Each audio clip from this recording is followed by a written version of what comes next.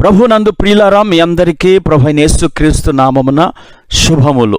నేటి ధ్యానము కొరకు 61వ కీర్తన 2వ చరణాన్ని చదువుకుందాం.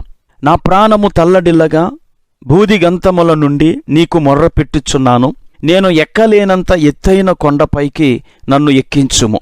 మొదటి ప్రపంచ యుద్ధ కాలంలో ఒక పెట్రోలింగ్ విమానం, అనగా యుద్ధాన్ని పర్యవేక్షించే ఒక విమానము ఆకాశంలో ఎగురుతుంది.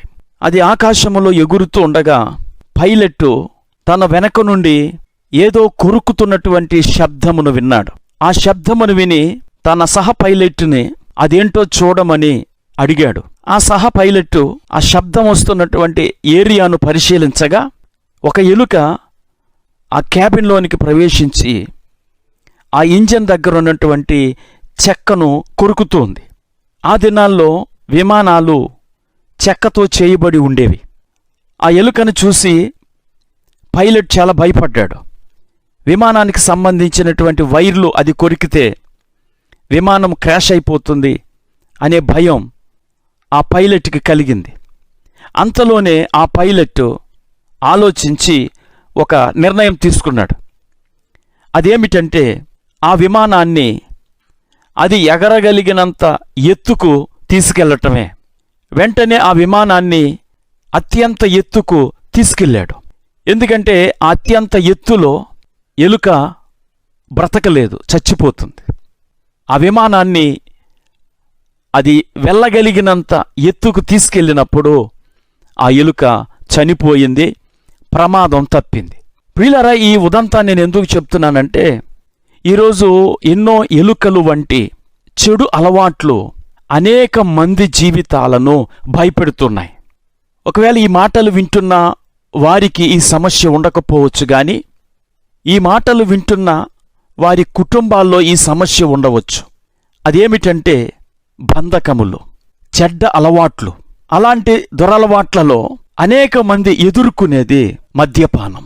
మద్యపానము వల్ల ఎంతోమంది కెరీర్ నాశనమైంది, ఎన్నో కుటుంబాలు నాశనమయ్యాయి, ఎన్నో కుటుంబాలు పతనమయ్యాయి, ఎంతోమంది జైలు పాలయ్యారు, ఎంతోమంది అకాల మరణానికి గురయ్యారు. ఈ మద్యపానం ఈరోజు ప్రభుత్వాలను నడిపించవచ్చు, కానీ మానవ జాతి వినాశనానికి అది ఒక గొడ్డలి పెట్టుగా తయారయ్యింది. దేవునితో సహవాసము చేయటం ద్వారా, దేవునికి మనము సన్నిహితంగా ఉండటం ద్వారా ఈ దురలవాటు నుండి మీరు విడిపించబడగలరు.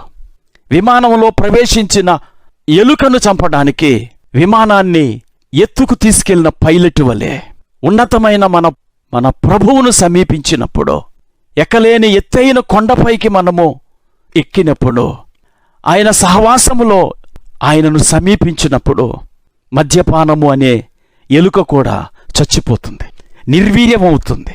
బురద పట్టిన బండిని వాటర్ సర్వీస్ సెంటర్కి తీసుకెళ్ళినప్పుడు హై స్పీడ్తో వచ్చిన ఆ నీరు ఆ వాహనానికి తగిలి వాహనము శుభ్రమైనట్టు, వాహనానికి అంటిన బురద వదిలిపోయినట్లు, మనము దేవుని సమీపించినప్పుడు, దేవుని వాక్యమనే జీవజల ఊట దగ్గరకు వచ్చినప్పుడు ఆ దేవుని వాక్యము మనలను విడిపించగలదు. కనుక ఈ మాటలు వింటున్న నా ప్రియ స్నేహితుడా, సోదరి, మీ కుటుంబములలో ఎవరైనా ఇలాంటి బంధకాల్లో ఉన్నారా?